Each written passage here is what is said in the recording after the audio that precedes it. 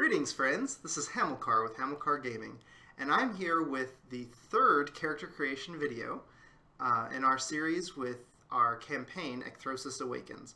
And for this video, we have our third player, Ghost, and she's going to tell us a little bit about her character. And like we've been doing with most of the character videos, I'm going to start with really asking her her character idea, and then a little bit of her process of how her inspiration and how she got to the character. All right, well, go ahead, Ghost.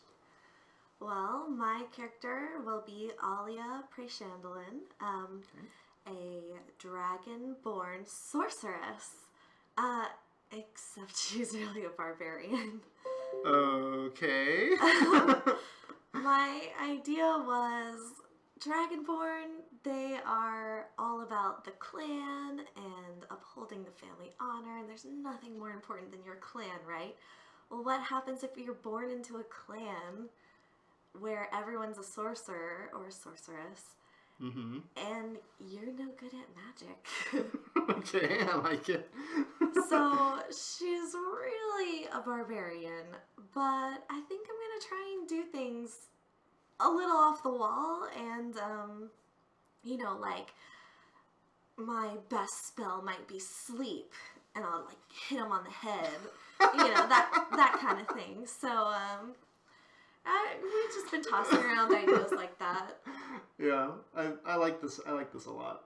I know a lot of times I like to play. I don't want to say silly, but yeah, a little bit of the goofier characters. And I know that so far with Quelmore and Gray, they've been a little bit more serious, although they can still have their moments. But I think this is actually going to be a lot of fun.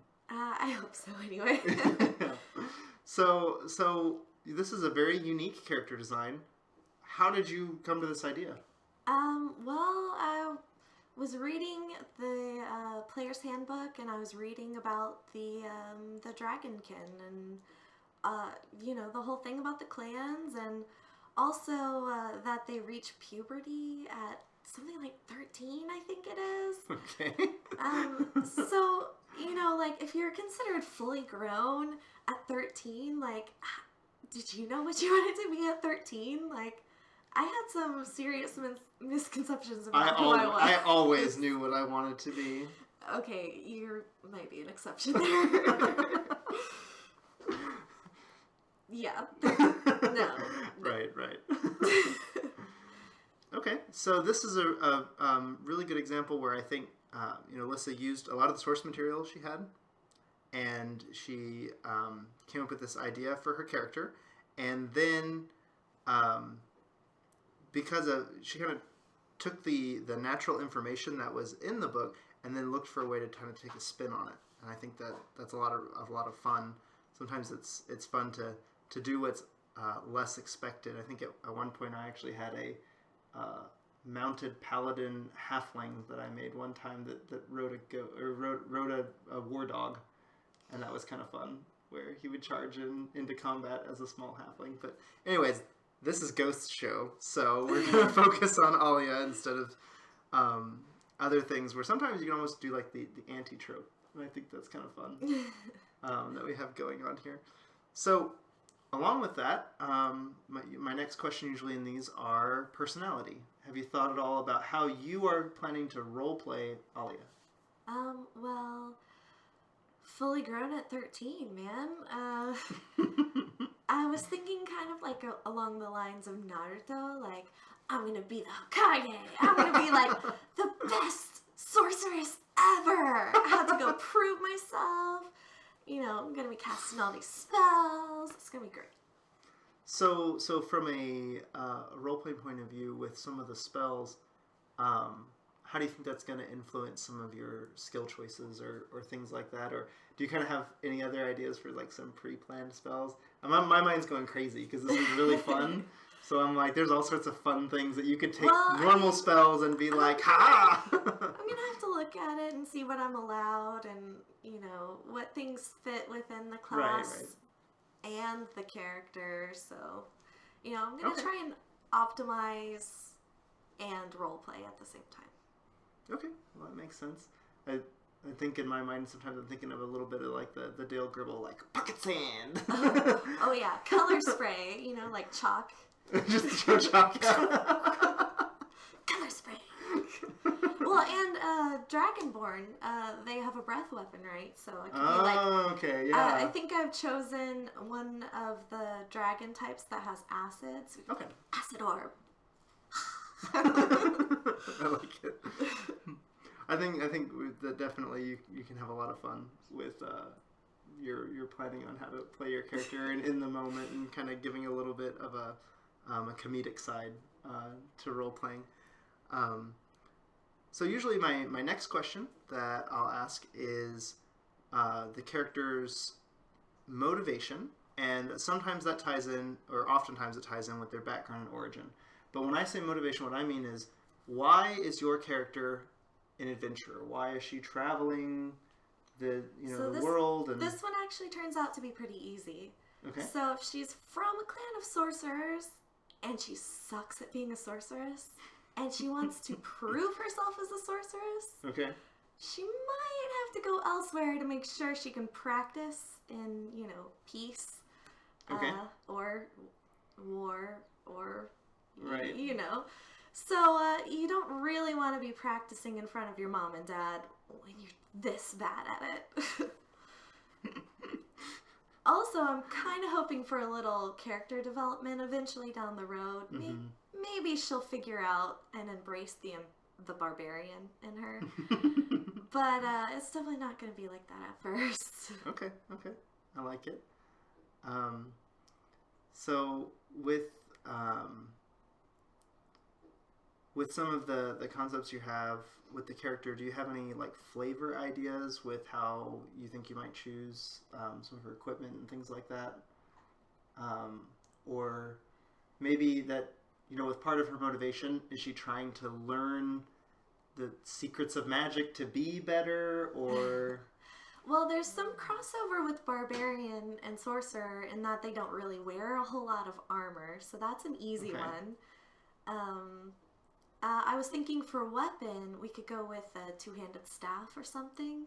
Okay, that she's like, here's my... wizard staff, And I'm imagining having some big, heavy, ornate end to it, so it's really like a great club, but you're like... Or a mace, even, but, no, it's actually my sorcerer's staff, so...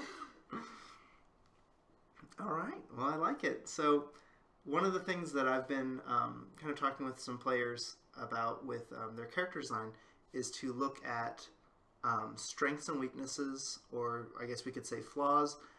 You also can kind of think of that as maybe dynamics and personality, moments where you might be serious or as a contrast to your default personality. So I don't know if you've thought any of those before, about maybe some of the things that will allow you to be dynamic in her character, dynamic in her choices.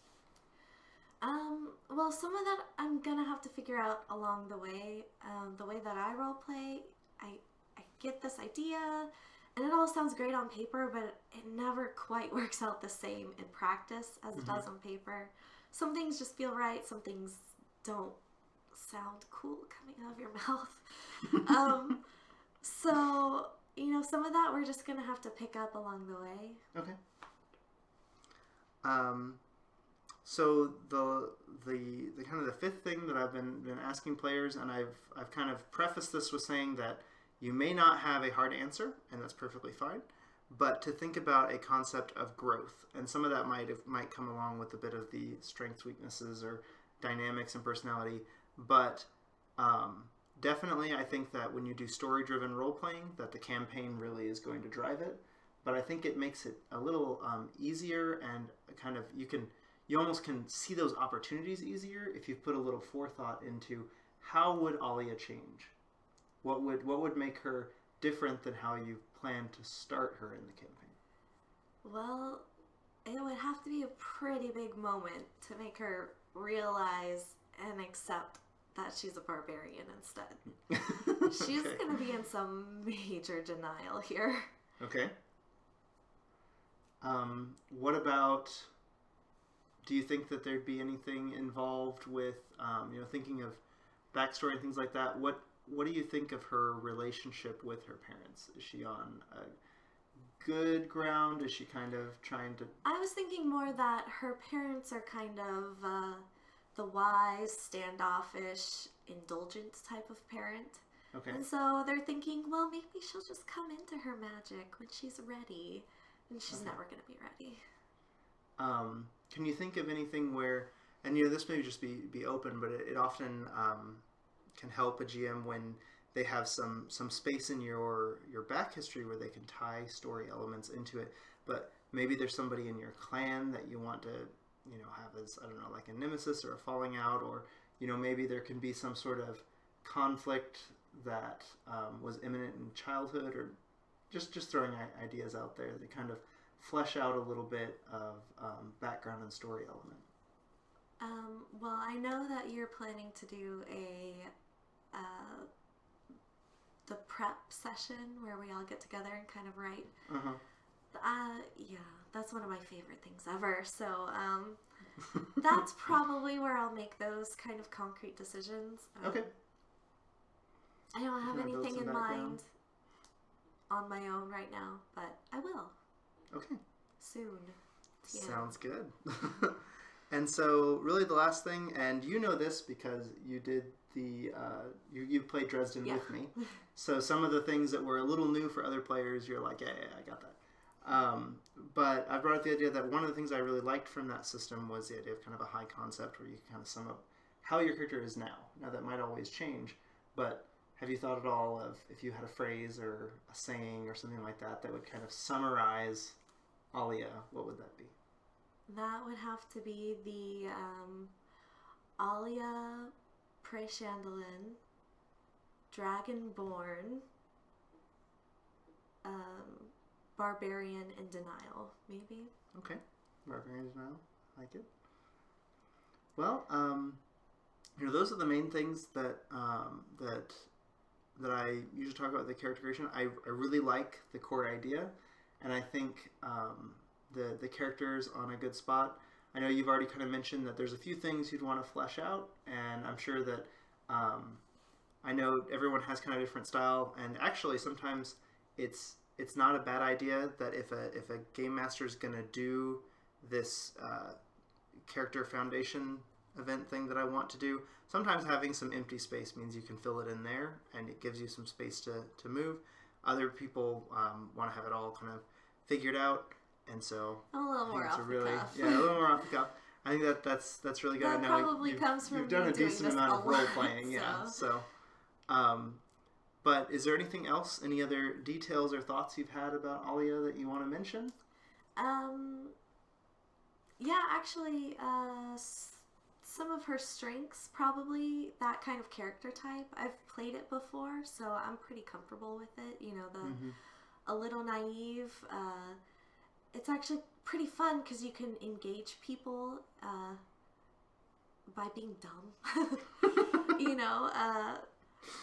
And it really explains why a barbarian maybe couldn't read if they're actually 13. In my personality videos, I talk a little bit about how it's good to play a personality that's part of what you are. Hey! I can read, I swear.